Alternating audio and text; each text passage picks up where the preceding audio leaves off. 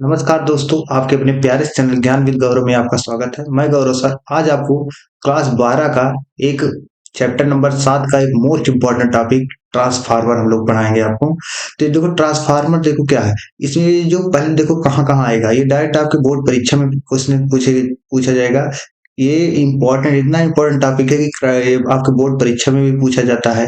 और ये आप जो है बोर्ड परीक्षा में के अलावा ये जो प्रयोगात्मक परीक्षा होता है, जो 30 नंबर का वाइवा होता है, उसमें भी आप ये टॉपिक बना कर जाते हैं और उसमें एग्जामिनर आपसे क्वेश्चन पूछता है।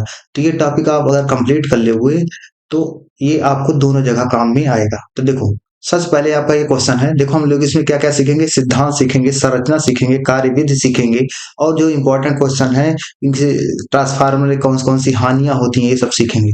तो सबसे पहले देखो क्या दिया, मैंने लिखा भी है कि ट्रांसफार्मर क्या है। तो आप बोलोगे ट्रांसफार्मर विद्युत का, देखो मैंने क्या लिखा है, ट्रांसफार्मर क्या है। ट्रांसफार्मर विद्युत का एक ऐसा साधन है जिसके द्वारा प्रत्यावर्ती वोल्टता को कम या ज्यादा किया जाता है। ट्रांसफार्मर क्या है, ट्रांसफार्मर विद्युत का, तुरंत के तुरंत याद हो जाना चाहिए। ठीक हो जाएगा। ट्रांसफार्मर विद्युत का एक ऐसा साधन है जिसके द्वारा प्रत्यावर्ती वोल्टता को कम या ज्यादा किया जाता है। ये आपका ट्रांसफार्मर हो गया। ठीक, ट्रांसफार्मर क्या है, विद्युत का एक ऐसा साधन है जिसके द्वारा प्रत्यावर्ती वोल्टता को क्या किया जाता है, कम या ज्यादा किया जाता है। आगे चलो, देखो पहले अब इसमें क्या दिया गया है कि ट्रांसफार्मर का परिचय। तो इसमें देखो क्या लिखा है कि यह एसी वोल्टेज मतलब प्रत्यावर्ती वोल्टता, प्रत्यावर्ती जो है वोल्टता बोले या प्रत्यावर्ती विभव बोलो, यह एसी वोल्टेज को बदलने की युक्ति है। मतलब यह प्रत्यावर्ती वोल्टता को यह कम या ज्यादा करता है। बदलने की युक्ति मतलब क्या है, ये कम या ज्यादा करता है।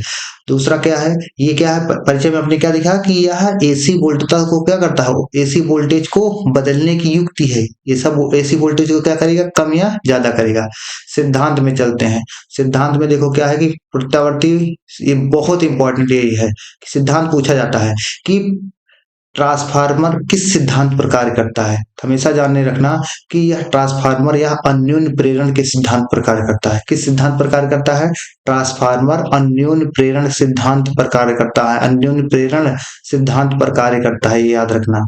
और एक आपका टॉपिक पूछा जाता है, क्या टॉपिक पूछा जाता है कि ट्रांसफार्मर बताओ ये क्या केवल एसी के लिए ही कार्य करता है कि डीसी में भी इसको लगाया जा सकता है। तो ये हमेशा याद रखना कि यह केवल प्रत्यावर्ती धारा मतलब यह केवल एसी अल्टरनेटिंग करंट के लिए ही कार्य करता है, डीसी के लिए नहीं। डीसी के लिए नहीं, ये पूछा जाता है, एग्जामिनर आपसे वाइवा में पूछ लेता है डायरेक्ट कि बताओ ट्रांसफार्मर केवल एसी के लिए यूज करते हैं कि डीसी के लिए यूज करते हैं कि दोनों के लिए यूज करते हैं कि केवल एसी के लिए यूज करते हैं। तो आप बोल देना केवल केवल एसी के लिए यूज करते हैं, डीसी के लिए नहीं। ये आपका टॉपिक हो गया। ठीक, और ये जो ये परिपथ बना है इसको आगे वाले स्लाइड में समझते हैं। फिर से रिवाइज कर लो, या एसी वोल्टेज को बदलने की युक्ति है। इसको आप ऐसे भी बोल सकते हो, ट्रांसफार्मर बताओ किसकी युक्ति है, यह एसी वोल्टेज की बदलने की युक्ति है। मतलब यह प्रत्यावर्ती विभवांतर को क्या करता है, कम या ज्यादा करता है। आ जाओ, अब देखो ट्रांसफार्मर मतलब किससे किससे मिलकर बना होता है। संरचना, ट्रांसफार्मर की संरचना पढ़ते हैं, संरचना ट्रांसफार्मर की संरचना पढ़ते हैं। तो देखो ट्रांसफार्मर की संरचना में देखो सबसे पहले आता है क्रोड। क्या आता है, क्रोड। क्रोड ट्रांसफार्मर की संरचना मतलब ट्रांसफार्मर की बनावट। बनावट हम लोग सीखेंगे। क्या सीखेंगे, बनावट।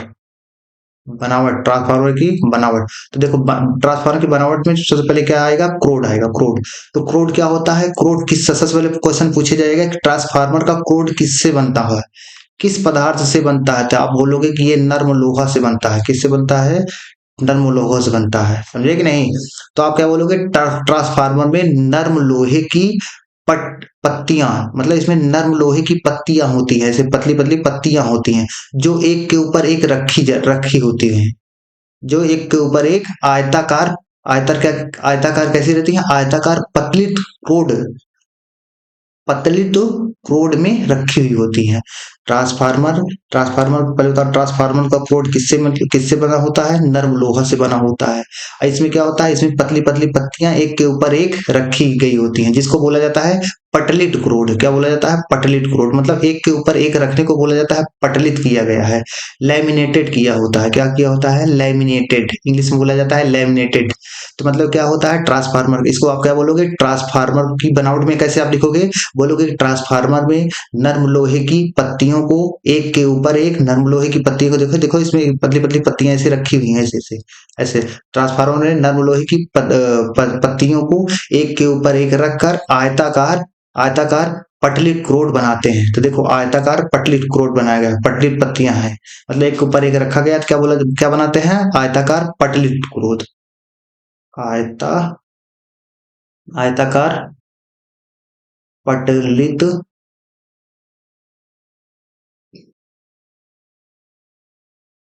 आयताकार पटलित क्रोड बनाते हैं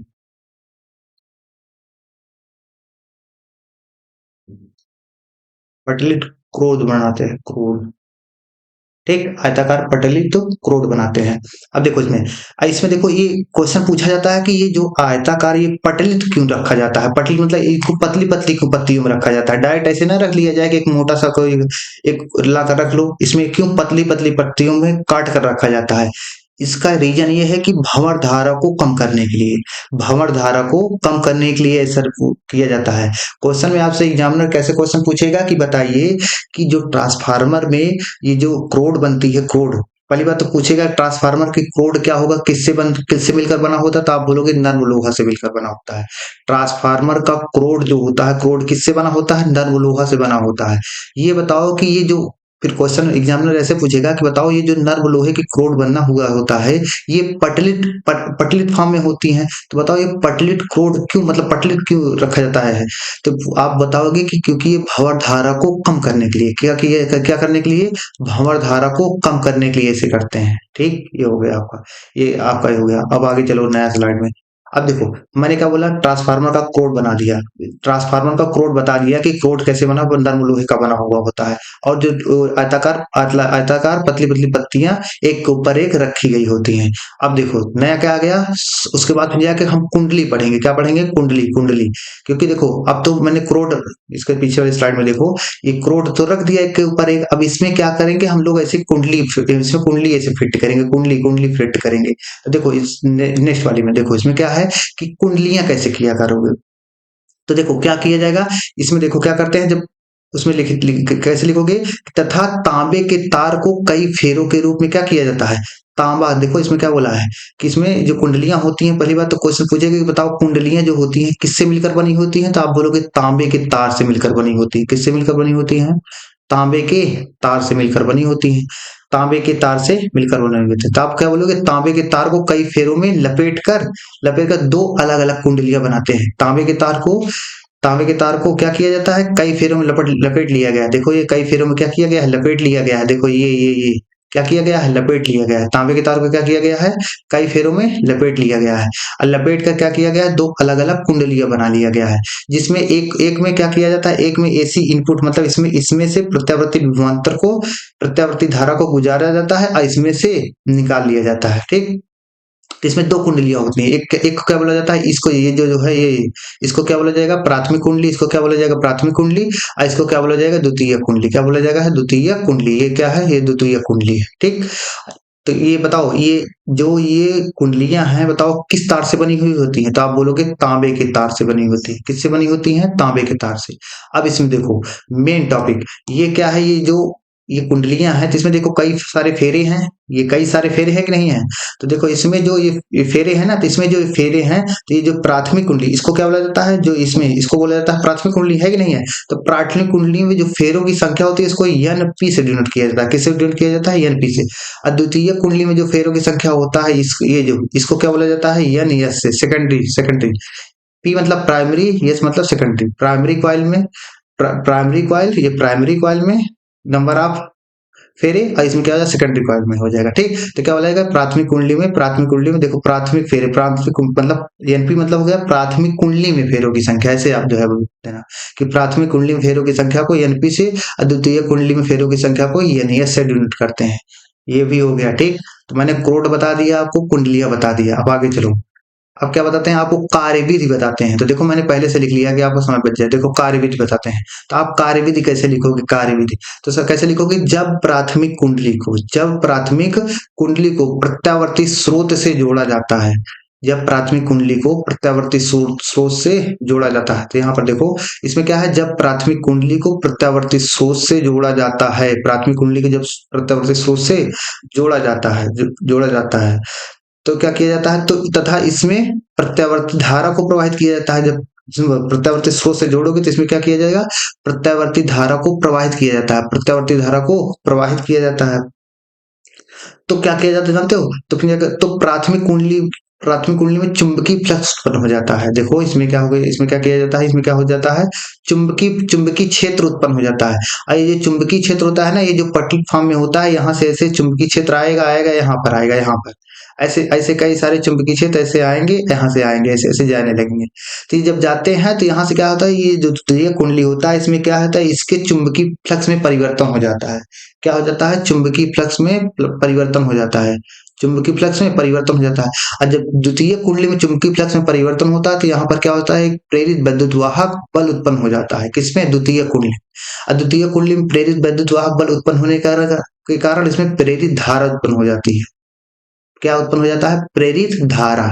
इतना होता है, यही है आपकी कार्यविधि। तो देखो इसमें मैंने लिखा भी है, देखो यहाँ क्या लिखा है कि जब प्राथमिक कुंडली को प्रत्यावर्ती स्रोत से जोड़ा जाता है तथा इसमें प्रत्यावर्ती धारा प्रवाहित करते हैं तो प्राथमिक कुंडली के चुंबकीय क्षेत्र में परिवर्तन होता है, जिसके कारण द्वितीय कुंडली में भी एक प्रेरित विद्युत वाहक बल उत्पन्न हो जाता है, जिससे एक प्रेरित धारा उत्पन्न हो जाती है। ये आपका हो गया। तो देखो जहां इसको अब जैसे आपको शॉर्ट फॉर्म में लिखना हो, देखो क्या लिखा है मैंने कि प्राथमिक कुंडली, जब प्राथमिक कुंडली को प्रत्यावर्ती धारा से जो प्रत्यावर्ती धारा जब प्राथमिक कुंडली को प्रत्यावर्ती स्रोत से जोड़ा जाता है तथा इसमें एसी धारा मतलब प्रत्यावर्ती धारा को क्या किया जाता है, प्रवाहित किया जाता है। तो प्राथमिक कुंडली के चुंबकीय क्षेत्र में क्या किया जाता है, चुंबकीय क्षेत्र में क्या हो जाता है, परिवर्तन हो जाता है, चुंबकीय क्षेत्र में परिवर्तन हो जाता है, जिससे क्रोड के माध्यम से, देखो क्रोड के माध्यम से फ्लक्स द्वितीय कुंडली तक पहुंचता है। तो अभी मैंने बताया ना, देखो ये जो क्या है, ये क्रोड के माध्यम से क्या होता है,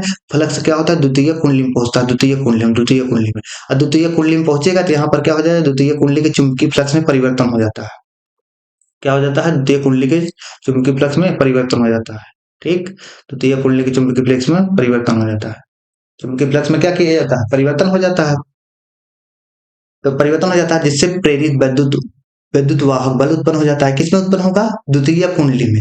और द्वितीय कुंडली में जैसे प्रेरित विद्युत वाहक बल उत्पन्न होगा वैसे क्या हो जाएगा, उत्पन्न हो जाएगा होगा, वैसे ही क्या हो जाता है, उसमें एक प्रेरित विद्युत धारा उत्पन्न हो जाती है। इतना आप कार्यविधि में लिखोगे आपको अच्छे से याद हो गया होगा।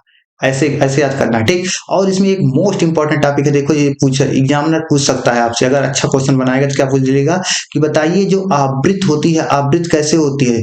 तो आवृत्त हमेशा आप बता देना, दोनों कुंडलियों में जो प्रेरित विद्युत वाहक बल उत्पन्न हुआ है ना, तो दोनों कुंडलियों को प्रेरित विद्युत वाहक बल क्या होता है, एकदम प्रेरित विद्युत वाहक बल की फ्रीक्वेंसी दोनों कुंडलियों में देता। देखो इसमें जो पहली प्राथमिक कुंडली है, द्वितीय कुंडली, दोनों में जो प्रेरित विद्युत वाहक बल है ना, जो प्रेरित विद्युत वाहक बल है उसकी जो फ्रीक्वेंसी होगी, जो आवृत्ति होगी, दोनों में समान होगी।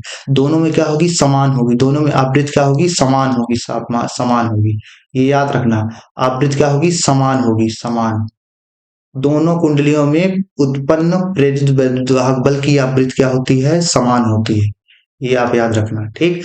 ये हो गया, आवृत्ति समान होती है। क्योंकि ये क्यों समान होती है, तो क्योंकि जो ट्रांसफार्मर है, ट्रांसफार्मर ये किस सिद्धांत प्रकार करता है, अन्योन्य प्रेरण सिद्धांत प्रकार करता है। किस सिद्धांत प्रकार करता है, अन्योन्य प्रेरण सिद्धांत प्रकार करता है। इसीलिए दोनों दोनों कुंडलियों में उत्पन्न प्रेरित विद्युत वाहक बल की आवृत्ति क्या होती है, समान होती है। मोस्ट इंपॉर्टेंट है आपका एग्जामिनर, वाइवा में कोई एग्जामिनर ऐसे पूछ लेता है कि बताओ आवृत्ति समान रहती है कि असमान रहती है, तो आप बोलोगे समान रहती है। ठीक है, आ जाओ आगे।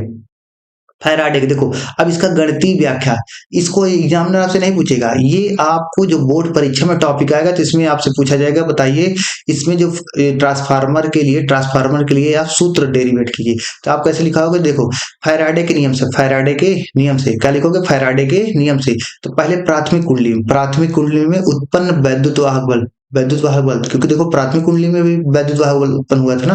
तो ईपी क्या है, ईपी है प्राथमिक कुंडली में उत्पन्न प्रेरित विद्युत वाहक बल। ये क्या है, प्राथमिक कुंडली में उत्पन्न प्रेरित विद्युत वाहक बल है। प्राथमिक प्राथमिक कुंडली में उत्पन्न प्रेरित विद्युत वाहक बल, प्राथमिक कुंडली का प्रेरित प्रेरित विद्युत वाहक बल है।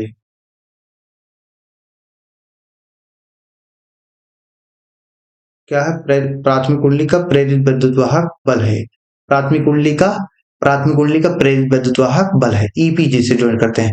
ईपी बराबर क्या हो जाएगा? आपको फार्मूला पता होना चाहिए कि फैराडे के नियम से फार्मूला होता है। ईपी बराबर क्या होता है? प्राथमिक कुंडली में उत्पन्न प्रेरित विद्युत वाहक बल बराबर क्या होता है?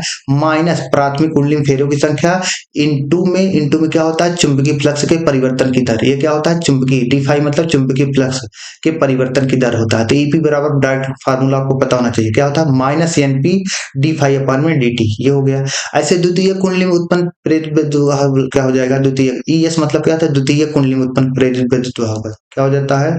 द्वितीयक द्वितीयक द्वितीयक कुंडली द्वितीयक कुंडली में उत्पन्न प्रेरित विद्युत वाहक बल क्या हो जाएगा? प्रेरित विद्युत वाहक बल। ईएस क्या है? द्वितीय कुंडली में उत्पन्न प्रेरित विद्युत वाहक बल, ये हो जाएगा। ईएस बराबर क्या हो जाएगा? Minus N S D phi upon में डी टी हो जाएगा। फाई क्या है? फाई याद रखना, फाई क्या है बताओ बच्चों, फाई क्या है? फाई है चुंबकीय फ्लक्स। फाई क्या है? चुंबकीय फ्लक्स है। फाई है चुंबकीय फ्लक्स, चुंबकीय फ्लक्स है, चुंबकीय फ्लक्स याद रखना, ये तो पता ही होगा सभी को। क्या होगा? चुंबकीय फ्लक्स है। तो ये हो जाएगा। अपने स्लाइड में चलो, देखो मैंने दो समीकरण बना लिया है। ई पी बराबर क्या हो जाएगा? Minus N P D five upon में डी टी। ई एस क्या हो जाएगा? Minus N S D five upon में डी टी। ये समीकरण दो, समीकरण एक, समीकरण दो बन गया है। फाइव क्या है? चुंबकीय फ्लक्स, ठीक। अब देखो इसको दोनों समीकरणों को हम डिवाइड करेंगे। क्या करेंगे? डिवाइड। तो देखो मैंने क्या किया कि समीकरण दो और समीकरण एक को, समीकरण दो में समीकरण एक को भाग लगाया। तो देखो ईएस का मान क्या आया है? ईएस का मान देखो मैंने इसमें लिखा है। ईएस का मान क्या है? Minus N S D five upon में डी टी है। तो इसमें लिखोगे minus N S D five upon में डी टी हो जाएगा, minus N S D five upon D T. इसमें ईपी क्या हो जाएगा? Minus N P D five upon D T. तो देखो D five upon D T cut जाएगा। तो ये कट गया कि नहीं कट गया? अब यहाँ से क्या बचेगा? माइनस एन एस अपान में माइनस एन पी। तो माइनस माइनस क्या हो जाएगा? माइनस माइनस ये भी कट जाएगा, तो क्या बचेगा? प्लस हो जाएगा। तो ई एस अपान में ईपी बराबर क्या हो जाएगा? देखो इसमें इसको स्मॉल है, इसमें कैपिटल है, तो आपको डरना नहीं है, दोनों एक ही बात है। तो ई एस अपान ईपी बराबर क्या हो जाएगा? माइनस माइनस माइनस तो कट ही गया, तो यहाँ पर क्या बचेगा? एन एस अपान में एन पी। तो ये फार्मूला आप याद रखना, ई एस मतलब द्वितीय कुंडली में उत्पन्न प्रेरित विद्युत वाहक बल अपान में प्राथमिक कुंडली में उत्पन्न प्रेरित विद्युत वाहक बल बराबर क्या हो जाएगा? द्वितीय कुंडली में फेरों की संख्या अपान में प्राथमिक कुंडली में फेरों की संख्या इज इक्वल आर। आप बोलोगे ये आर क्या है? आर तो आर ये होता है, आर का फार्मूला होता है, आर का नाम होता है, आर क्या है? आर को बोला जाता है परिणमन अनुपात। क्या बोला जाता है? आर क्या है? आर है परिणमन अनुपात। क्या है? परिणमन परिणमन अनुपात, याद रखना। अनुपात आर क्या है? परिणमन अनुपात। आर बराबर जानते ही होगे, आर बराबर क्या निकला आपका? आर बराबर निकला ई एस अपान में ई पी। क्या निकला? ई एस अपान में ई पी इक्वल टू क्या आया? एन एस अपान में एन एनपी। क्या आया? एनपी आया। तो ये आ गया परिणमन अनुपात। परिणमन अनुपात बराबर क्या आया? आर बराबर ई एस अपान ईपी बराबर एन एस अपान में एनपी आ गया। ठीक है, अपने स्लाइड में चलो, परिणमन अनुपात आ गया। अब देखो, अब आपको बताते हैं आदर्श, इतना आपको हो गया। अब देखो एक क्वेश्चन बनता है कि आदर्श ट्रांसफार्मर क्या होता है। तो आदर्श ट्रांसफार्मर एक ऐसा ट्रांसफार्मर होता है जिसमें ऊर्जा की कोई भी हानि नहीं होती। जिसमें ऊर्जा की क्या होती है? कोई भी हानि नहीं होती। कोई भी हानि नहीं होती मतलब इसमें जितना ऊर्जा, जितना आप वोल्टेज जाएगा उतना ही वोल्टेज निकलेगा। मतलब इसमें क्या है? निवेशित शक्ति बराबर क्या होता है? निर्गत शक्ति। मतलब निवेशित शक्ति बराबर क्या होता है? निर्गत शक्ति। ये हमेशा याद रखना। शक्ति का फार्मूला देखो इधर क्या होता है? पी बराबर क्या होता है? पी बराबर होता है वी इंटू आई होता है। क्या होता है? पी बराबर वी इंटू आई। यही पी जो है पी बराबर ई इंटू आई भी होता है। ए इंटू आई, ई मतलब क्या होता है? विद्युत वाहक बल, इंटू आई मतलब क्या होता है? वैद्युत। तो देखो यही लिखा है कि पी बराबर का निवेशित शक्ति, निवेशित शक्ति मतलब प्राथमिक कुंडली में जो जो प्रेरित विद्युत वाहक बल है, प्राथमिक कुंडली में उत्पन्न प्रेरित विद्युत वाहक बल इंटू प्राथमिक कुंडली से जाने वाली धारा, इन दोनों के गुणनफल को क्या बोला जाएगा, निवेशित शक्ति बोला जाएगा। तो ईपी इंटू आईपी बराबर क्या हो जाएगा, निर्गत शक्ति में क्या हो जाएगा, ईएस इंटू आईएस हो जाएगा। ठीक, अब यहाँ से देखो इसको डिवाइड किया जा गया है, तो इसमें क्या किया गया है, ईपी को इधर बराबर के इस साइड ले जाओगे तो क्या हो जाएगा, ईएस अपान में ईपी हो जाएगा, ईएस अपान में क्या हो जाएगा, ईपी हो जाएगा। ये जो आईएस है, आईएस को हम किधर ले जा रहे हैं, इधर ले जा रहे हैं, तो क्या हो जाएगा, मतलब आईपी के पास ले जाओगे तो अपान में हो जाएगा, तो आईपी अपान में आईएस हो गया, ये हो गया। आईस, ये आप समझ में आ गया कि नहीं आ गया, तो वही लिखा गया है, देखो ईएस अपान वीपी बराबर आईपी अपान में आईएस, ये हो गया। यहाँ से देखो, यहाँ पर यस है तो यहाँ पर क्या है, पी है, यहाँ पर यस है तो यहाँ पर पी है, मतलब ईएस के सामने आईपी है। यहाँ से क्या सीखोगे, यहाँ से ये सीखोगे कि मतलब देखा जाए कि जो वैद्युतवाहक बल होता है, ये वैद्युत धारा के क्या होता है, व्युत्क्रमानुपाती होता है, क्या होता है, व्युत्क्रमानुपाती होता है। तो यहाँ पर यही लिखा गया है कि जब कोई व्युत्क्रमानुपाती होता है तो इसमें क्या होता है कि अगर एक चीज बढ़ाओ तो दूसरी चीज घटती है। तो इसमें देखो लिखा गया है, यदि वोल्टेज को बढ़ाता है, यदि वोल्टेज बढ़ता है तो क्या होती है, धारा क्या होती है, कम होती है। यहाँ से ये जान लें कि अगर द्वितीय कुंडली में वोल्टेज बढ़ाओगे तो क्या हो जाएगा, द्वितीय कुंडली में वोल्टेज बढ़ाओगे तो क्या हो जाएगा, कि द्वितीय कुंडली में धारा का मान क्या हो जाएगा, कम हो जाएगा। यहाँ से आपने सीखा। चलो आगे चलते हैं। अब देखो इसका महत्वपूर्ण सूत्र देखो, तो ईएस अपान में देखो फार्मूला आया है, ईएस अपान में ईपी बराबर क्या होता है, एनएस अपान में एनपी बराबर परिणमन अनुपात होता है, यही बराबर क्या होता है, आईपी अपान में आईएस। ये फार्मूला याद रख लेना, बहुत इंपॉर्टेंट है। क्या है, ईएस अपान में ईपी बराबर क्या होता है, एनएस अपान एनपी बराबर आईपी अपान में आईएस बराबर क्या होता है, आर, मतलब परिणमन अनुपात। अब देखो परिणमन अनुपात से भी आप बता सकते हो कि कौन उच्चाई ट्रांसफार्मर है, कौन अपचाई ट्रांसफार्मर है। अगर आर का मान, मतलब परिणमन अनुपात का मान अगर एक से बड़ा होगा तो वो कौन सा ट्रांसफार्मर हो जाएगा, उच्चाई ट्रांसफार्मर, मतलब स्टेप अप ट्रांसफार्मर, उच्चाई ट्रांसफार्मर हो जाएगा। क्या हो जाएगा, उच्चाई ट्रांसफार्मर। अगर आर का मान एक से कम है तो ये क्या हो जाएगा, अपचाई ट्रांसफार्मर, मतलब स्टेप डाउन ट्रांसफार्मर। क्या हो जाएगा, स्टेप डाउन ट्रांसफार्मर, ये हो जाता है। ठीक, ये आप याद रखना। आगे चलो। अब देखो अभी मैंने क्या बोला, दो नाम लिया ना, एक उच्चाई ट्रांसफार्मर और अपचाई ट्रांसफार्मर। तो देखो इसमें देखो लिखा है, उच्चाई ट्रांसफार्मर क्या होता है, उच्चाई ट्रांसफार्मर ये होता है, देखो ये आपको केवल फैक्ट लिखा है, अगर आप इतना समझ लिए तो आपको बस आपको कुछ पढ़ना ही नहीं। देखो इसमें क्या लिखा है कि उच्चाई ट्रांसफार्मर क्या होता है, तो उच्चाई ट्रांसफार्मर हमें जान लेना क्या होता है, यह निम्न वोल्टेज को क्या करता है, उच्च विभव में कन्वर्ट करता है। सबसे पहले उच्चाई ट्रांसफार्मर क्या होता है, यह निम्न विभव को उच्च विभव में कन्वर्ट करता है, उच्च विभव में बदलता है। ठीक, और देखो, और क्या उच्चाई ट्रांसफार्मर में क्या पाया जाता है, उच्चाई ट्रांसफार्मर में द्वितीय कुंडली में फेरों की संख्या प्राथमिक कुंडली में फेरों की संख्या से क्या होती है, अधिक होती है। मतलब एनएस का मान एनपी से क्या होता है, एनएस का मान एनपी से क्या होता है, अधिक होता है। एनएस का मान किससे अधिक होता है, एनपी से अधिक होता है। ठीक, इसमें देखो, इसमें धारा का मान क्या होता है, धारा का मान कम हो जाता है। मतलब उच्चाई ट्रांसफार्मर में धारा का मान क्या हो जाता है, कम हो जाता है। ठीक, और देखो तार जो होता है, मतलब तार मतलब द्वितीय कुंडली का तार क्या होता है, पतला होता है। द्वितीय कुंडली में क्या होता है, मतलब द्वितीय कुंडली का क्या होता है, तार क्या होता है, पतला होता है। याद रखना ये सभी चीज, ये सभी फैक्ट हैं कि मतलब क्या होता है, धारा का मान कम हो जाएगा, तार क्या होगा, द्वितीय कुंडली का तार क्या होगा, पतला होगा। ठीक, और क्या होता है, निम्न विभवों को, ये बताओ इसका कार्य क्या होता है, या निम्न विभव को उच्च विभव में कन्वर्ट करता है, निम्न विभव को उच्च विभव में कन्वर्ट करता है। तो देखो इसमें क्या है, इसमें क्या होगा, देखो इसमें देखो प्राथमिक कुंडली में फेरों की संख्या कम है, इसमें द्वितीय कुंडली में देखो फेरों की संख्या क्या है, ज्यादा है। अगर कोई आपसे बोल दे कि उच्चाई ट्रांसफार्मर बनाओ, तो कैसे बनाओगे, तो प्राथमिक कुंडली में फेरों की संख्या आप कम रखोगे, द्वितीय कुंडली में फेरों की संख्या ज्यादा रख दोगे। ईपी क्या है, अभी आपको बताया, प्राथमिक कुंडली में उत्पन्न प्रेरित विद्युत वाहक बल। आईपी क्या है, प्राथमिक कुंडली में धारा। आईईएस क्या है, द्वितीय कुंडली में उत्पन्न प्रेरित विद्युत वाहक बल। आईएस क्या है, द्वितीय कुंडली में धारा। ये ये सभी नाम आपको पता होना चाहिए। अधिक अच्छा, अभी आपको क्रोड बताया था, क्या बताया था, क्रोड भी बताया था कि नहीं बताया था मैंने आपको, क्रोड भी बताया था, क्रोड बताया था। देखो ये क्रोड है, क्रोड क्या होता है, नर्म लोहे का बना हुआ होता है, जो आयताकार पटली रूप में एक के ऊपर एक रखा जाता है। ठीक है, आगे चलो। ऐसे अपचाई ट्रांसफार्मर देख लो।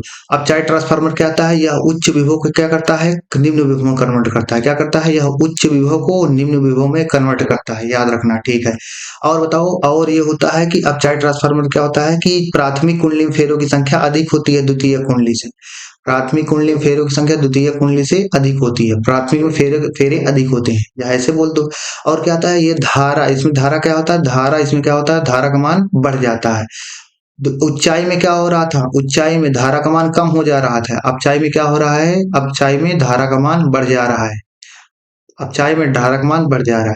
और इसमें देखो द्वितीय कुंडली का तार क्या हो जाता है, मोटा हो जाता है, द्वितीय कुंडली में तार का मान क्या हो जाता है, मोटा हो जाता है। ये सभी फैक्ट हैं, याद रखना।